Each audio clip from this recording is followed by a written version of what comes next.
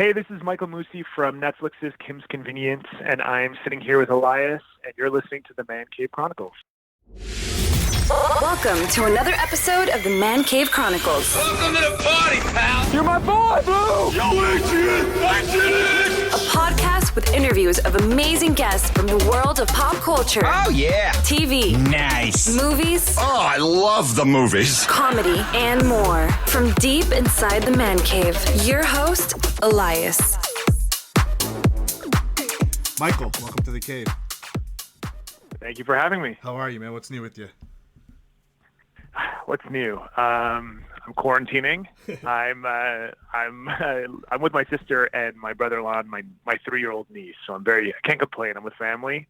Trying to stay motivated, trying to write, and keep creative juices flowing. But I can't complain. Yeah. How you been dealing with the whole, self-quarantine and stuff like that? You can't do anything pretty much. Yeah. How am I dealing with it? I guess, I'm in a good position. I'm with my family. I'm cooking a lot. There you go. I feel like when I get a little restless, I've been making a lot of Montreal bagels, and then just dropping them off at some friends' houses. I feel like that's what I do when I'm just like, what do you do? I just drop them off at people's porches, and my family's I'm half Greek, half Syrian Turkish. So, our way of dealing with stuff is just cooking and feeding people. That's so right. That's what I'm doing. Well, I'm 100% Greek, so I know all about it. There you go. Exactly. So, man, you've been busy the last few years. You've done some acting, producing, filmmaking, and everybody knows you from Netflix's Kim's Convenience, so we'll talk about that. But let's talk a little more about you. Where are you originally from? I'm originally from Montreal. I grew up in Montreal, and I left there when I was about 19. I moved to New York City for 3 years to go to school, and then I moved to Toronto, and I've been in Toronto ever since. Oh, what made you move back to Canada? I love New York. I love New York, and I am a theater kid at heart. Theater is kind of like what I fell in love with, and TV has only really been a part of my life for the last 5 years or so. But New York it kind of felt a little impossible. It felt like it was already a hard enough city to kind of break into the acting world in that city, but being a Canadian as well, with all those restrictions with visas and whatnot, I was just kind of like, everyone's advice was go back to Canada, get a resume, and then come back to the States. And then I moved to Toronto, and I realized that we have such a thriving film scene over here that I just never left. What's the big difference between living in New York and living in Toronto? Because Toronto's pretty big too. Yeah, I mean, Toronto's big for Canada. It's not big for when you go to New York City. Yeah. And whenever I go back to New York to visit and I come back to Toronto, I'm like, whoa, you really feel the difference. But I'd say the main differences for me was just,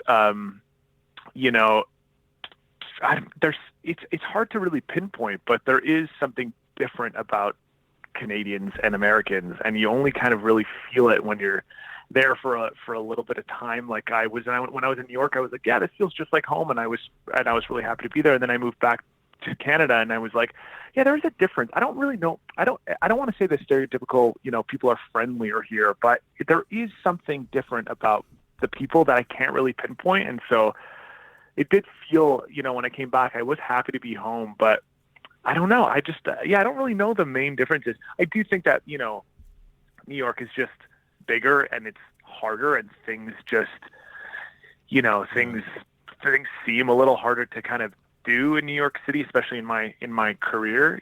But in Toronto, it felt a little bit more manageable. Yeah. But at the same time, yeah, I don't know. I guess at the end of the day, it's the same struggles. It's a smaller pool. It's a smaller pool, but and there are less jobs. But maybe it's a little bit easier here. I can't really tell you. Yeah. It might be the whole. Maybe I'm wrong. I don't know. Maybe it's like the whole when I go to Greece and I visit Greece, it's like that whole European thing. It's a different atmosphere, So maybe that's what it is between the U.S. and Canada, also. Yeah, I mean New York City is like crazy multicultural, and yeah. Felt like being there. The thing about Montreal and Toronto are actually quite different to me. Like when I moved from Montreal to New York, I was like, I can easily make this place my home. When I moved to Toronto, it took me like a good year to be able to call this place my home, because it's quite different. I feel Montreal is so multicultural. The culture is so alive. I grew up in a suburb of Montreal that's very Greek. and like all of my friends speak Greek, and it just the culture felt like it was very, very, very alive. And then the same with New York, and then I came to Toronto, and I don't know, I felt like that the culture wasn't quite there that I was used to having in both of those cities. So that was a bit of an adjustment for sure. Yeah, I would say that was probably a big adjustment to have. But yeah, I think, all three cities are great. I can't complain. I've lived in three amazing cities, and now I absolutely love Toronto. So, let's go a little bit back. You said you grew up in Montreal. What were you into as a kid? And did you have any idea that you wanted to get into, the entertainment industry? I mean, I was, as a young kid, I did a lot of the, soccer and hockey stuff. And then as I got older, I realized that really wasn't my thing. And, acting is a thing that you kind of, especially when you come from a family a Greek and, Turkish family. My dad was born and raised in Turkey and came over here when he was 18. So, acting, it wasn't really an option as a career in my mind. But I saw a play that my cousin was in, which was there was music and dance and acting. It was I guess a variety show of some kind. And I saw it when I was 8 years old, and it blew my mind. And then I was just acting at home and putting on little skits. And every Christmas we would do plays for my aunts and uncles that I would direct and star in. And then when I got to high school, we had a really awesome drama program, and that's kind of where I started exploring that. And when my dad came to see, I remember when my dad came to see my first play, he was kind of oh, this is what really makes you happy. And I have to give credit to my dad, because, for, an immigrant who moved to Canada and who just wanted his kids to be doctors and lawyers, as soon as he saw that I was so in love with acting, even just at 18 or 16 years old, he supported me fully, sent me to school in New York, has never once questioned it, is so on board. That's kind of funny, because exactly what you were just saying is exactly what I went through. It's typical, Greek, old fashioned. My dad, I had to go to school to either be a teacher or an accountant or something that you knew you were going to have a job after you were done with everything. For sure. Yeah. So that's why I do feel really, blessed that my dad both my parents just really supported me. Yeah. So when you told them, okay, this is what I want to go do, how did that go? What was the next step? I don't think I ever really told them before I got into the school in New York. I was in, so we have a thing in Quebec called CEGEP, which is basically between high school and university. It's we graduate a year earlier in high school, so it's kind of 2 years to kind of figure out what you want to do. And it doesn't really matter what you study, because as long as you get a degree. So I went into theater, and they knew I loved theater, but they weren't too concerned that was going to be my life. It was just, okay, do your theater thing, get your degree, and then decide what you want to do. And then one night I was up late at night, and I saw, I was Googling schools in New York, and I saw the American Academy of Dramatic Arts had auditions in Toronto, and I submitted. And then when I got that audition, I think that's when my parents were like, oh, you really, really want to do this. And then, like I said, man, I didn't get any kind of pushback. They were fully supportive. And I'm very lucky. How would you describe your experiences taking acting lessons? I would say, I think people assume that acting is one thing, and then you get into it and you're like, oh, it's a lot harder. It's a lot harder than just saying words and memorizing them and whatnot. So I started taking acting lessons when I was in high school, and then I started realizing, I think pretty quickly, that comedy was my thing. And then focused in on comedy. And, I have never stopped training. I still take acting classes today. I don't think it's a thing that you learn and then you just do it. I think you have to keep working on it to keep getting better and keep improving. So, I'm still in school. What do you think has been the best experience you've had so far in acting school? In acting school, I would say, well, that's a good question. The thing is when you're in New York City studying, the thing about New York that's incredible is that, acting and theater is everywhere, right? There's amazing Broadway theaters, off Broadway, tiny little black box theaters in the middle of, a restaurant.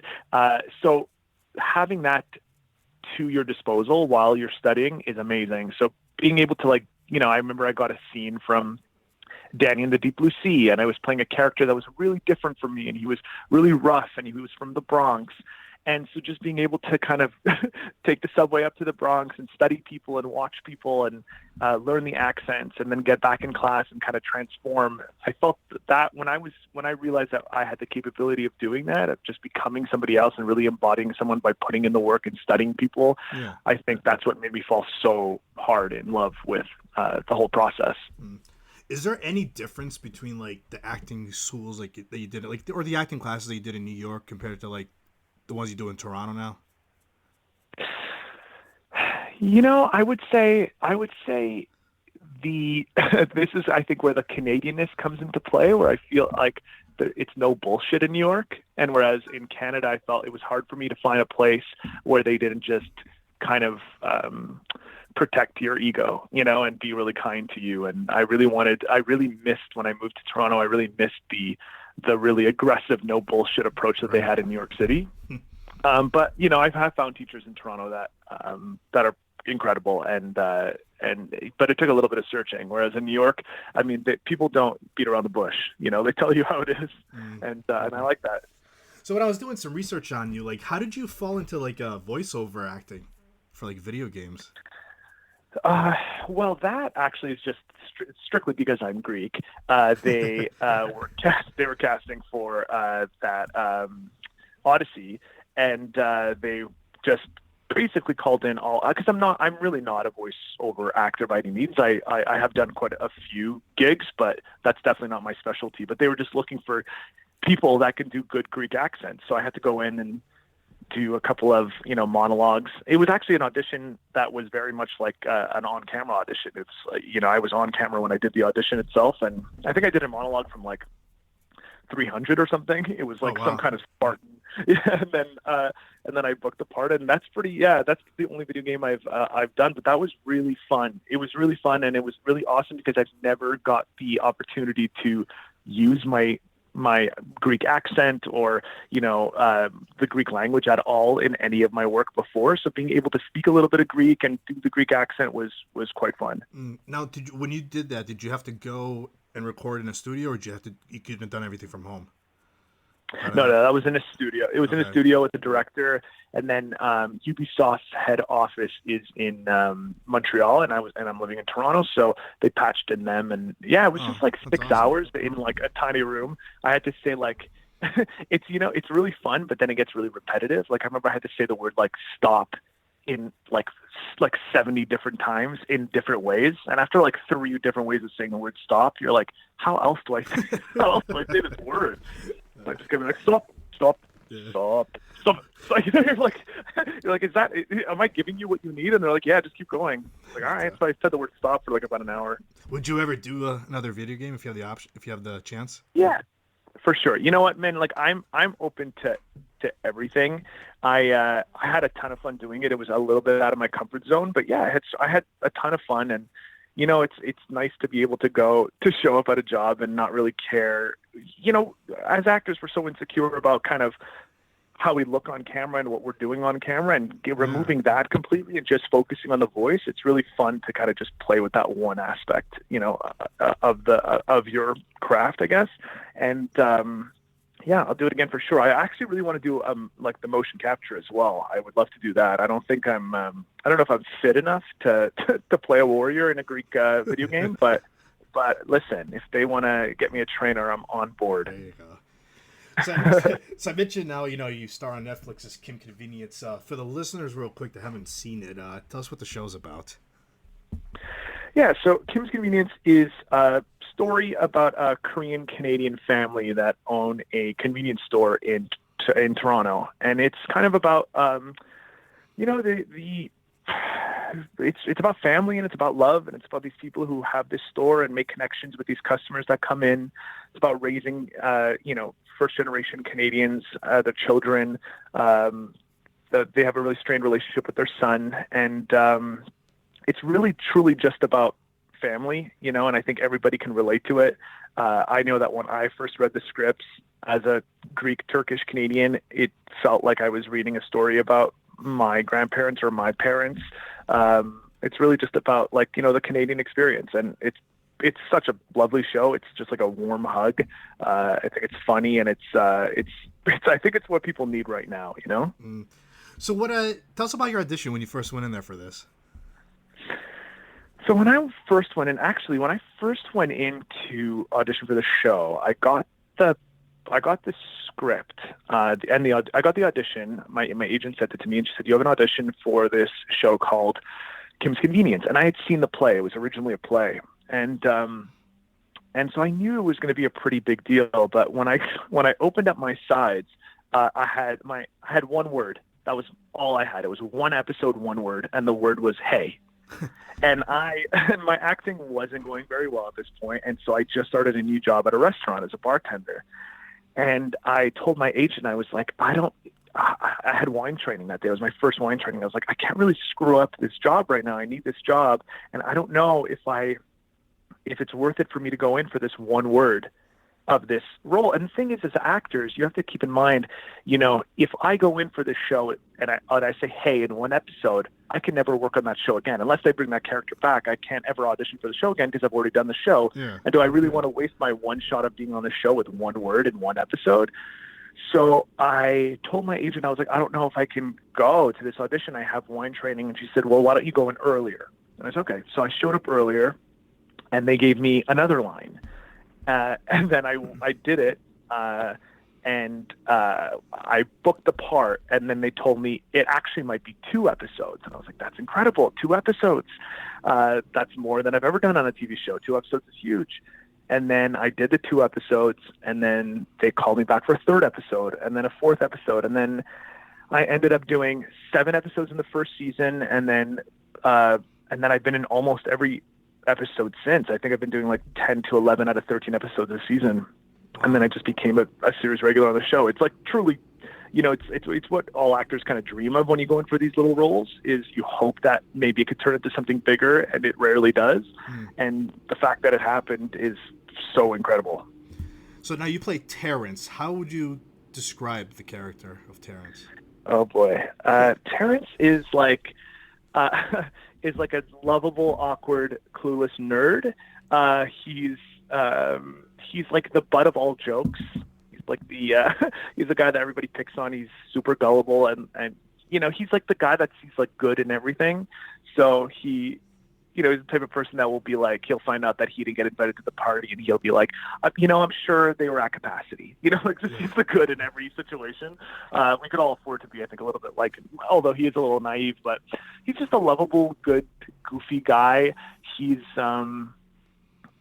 so much fun to play. It's so fun to play him. It's like it's what I love to do best. I guess that's Terrance in a nutshell. Like, have you been able to put like your own input in the character? Like, have the writers ever asked you, like, is there anything you want to change about him, or like a certain line or anything like that? Not in that way, but there wasn't. The thing that I love about this show in particular is that because it started off as a play, a lot of the people behind this are theater people. And in theater, unlike TV, they really allow you to explore the character almost on your own, and like you bring what you bring forward, and then they kind of work with that. And I kind of felt that way with the show, where I didn't walk in and they said like, okay, this is what we need from you and whatever. They just kind of said like, do your thing. And I played him how I wanted to play him, and they kind of went with they just, we have amazing directors, and the showrunners of the show are incredible, and they just really let you kind of, not that they just like, there is direction, and there's a lot of times where they kind of steer me in a different direction than I originally thought, but for the most part, they really let you play and do your own thing, and they let us improv a little bit on set as well, which is great, and I've never felt like I couldn't step up and be like, can I try this thing this way really quick? And they're always like, yeah, absolutely. And a lot of times that's what you end up seeing on camera. What do you think has been the biggest challenge portraying the character? Have you had any challenges? Yeah, I mean, I would say like having a small character that eventually built into a series regular, I felt like I had to really make. I really wanted him to be relatable and to be a well-rounded character, and so kind of once I realized that he was there to stay, I think it was just kind of really creating a clear, a clear idea of who this person was, so that he wasn't just, a goofy guy that came in and got yelled at and walked away. I really want him to be a full, well-rounded person, and so kind of creating that and sitting down and writing his life and realizing who he was a bit of a challenge. But now we've been doing it for 4 seasons, and I think we all know who these characters are, and we all love each other, and now it's like an absolute pleasure to be on that set. Yeah. If Terrance was a real person, would you be friends with him? Well, that's a good question. I would I would appreciate him, and I would have a coffee with him. I don't know that I would be his roommate. You know what I mean? Yeah. I think he's a little too neurotic for that. But but I mean, like, heart of gold. So, like, how is it working with the cast, and like, what's the vibe on the set? I mean, the vibe is pretty much what you see in the show. It's a comedy, which is light, Yeah. and so going to set is, we laugh a ton. It's, we have long days and stuff, but we all really love each other. We're all really close friends, because there's very distinct worlds in the show. There's the convenience store, there's Janet's apartment, there's Kimchi and Jung's apartment, and then there's our car rental agency, Handy.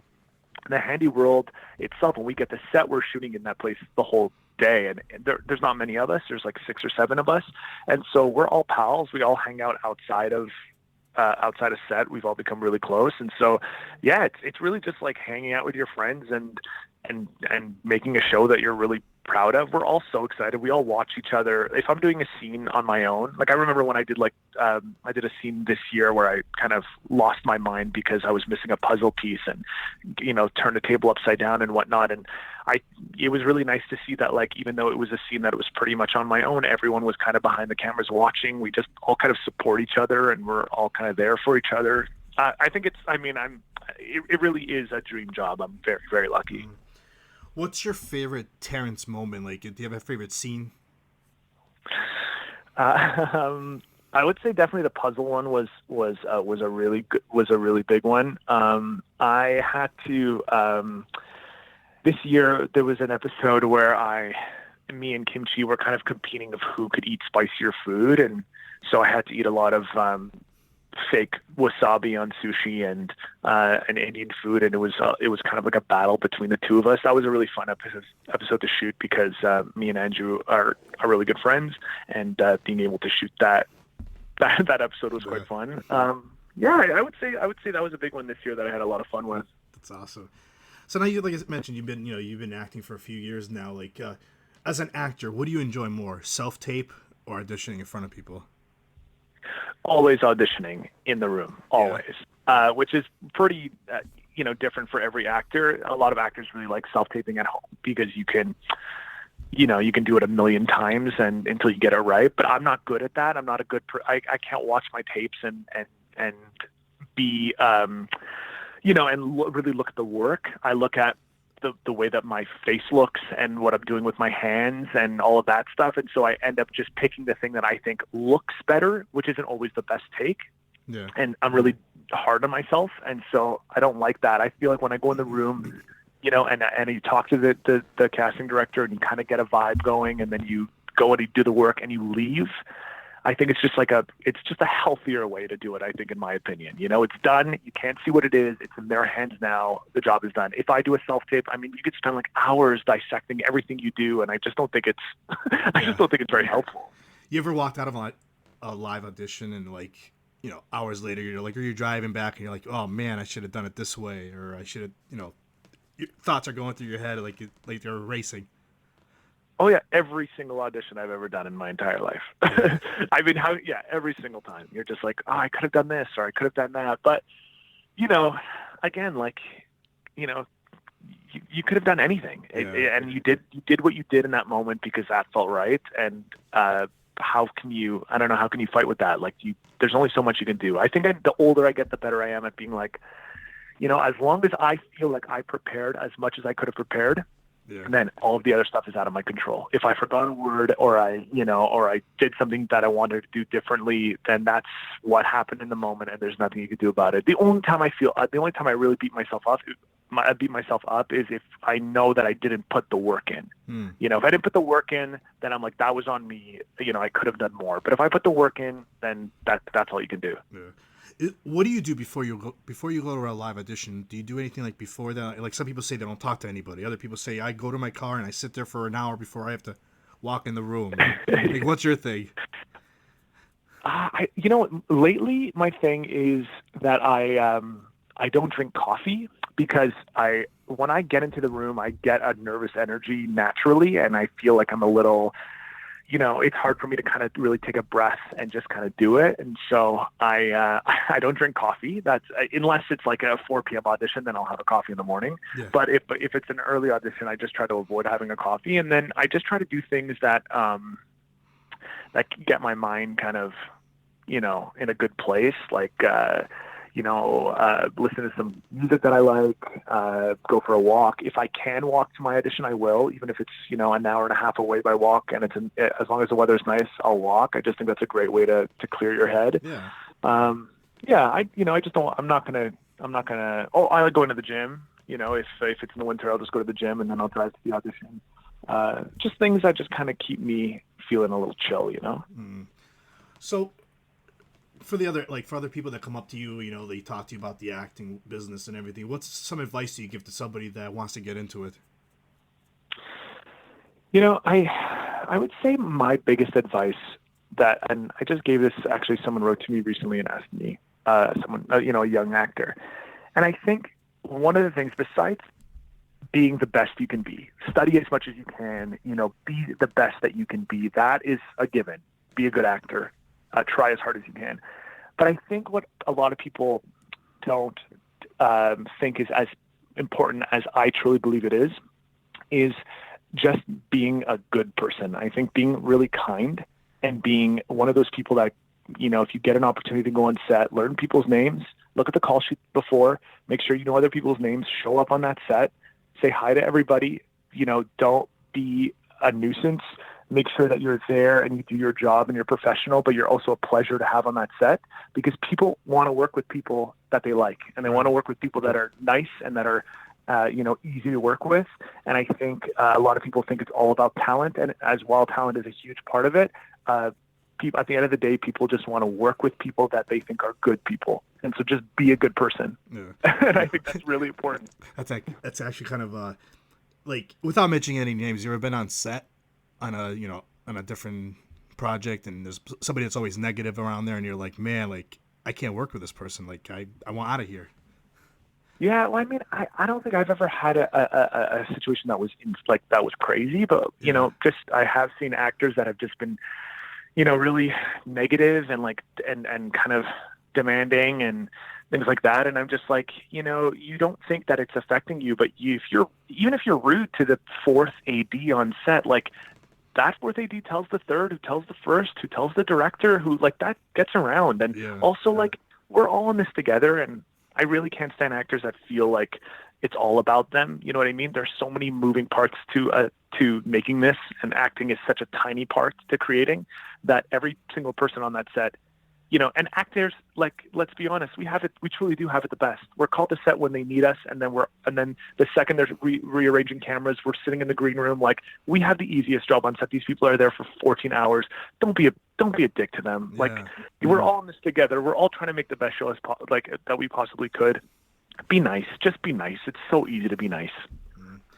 Do you have a? You're right. Do you have a dream role that you want to play someday that you hope you get your hands on?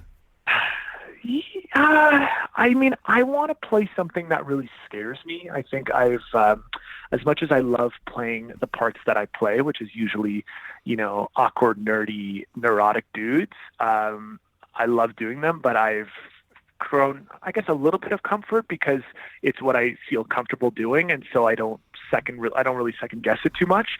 So I really want to play something like, I would love to play like a like a really serious, dramatic role, which I felt like I used to do in theater, but then, you know, you obviously get typecast in film. Yeah. And I would like to step out of that. And, you know, I would like to play someone who's confident. I rarely get to play someone who feels, you know, very confident in their own skin. And I would love to get a crack at that. And I think it's one of those things that will come, you know, with age. And so I'm looking forward to kind of switching some things up as I get older. So what's next for you?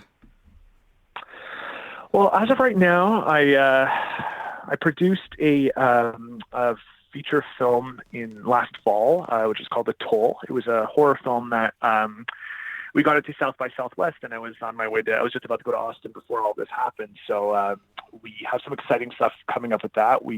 That I can't really talk about right now, but that's some exciting stuff happening with that film. I shot a food show that I'm editing right now that I'll be pitching soon. I have an episode of the show called Odd Squad coming out soon, and then getting back to Kim's Convenience when it's safe for us to do so. How many episodes do you have left with the film for that?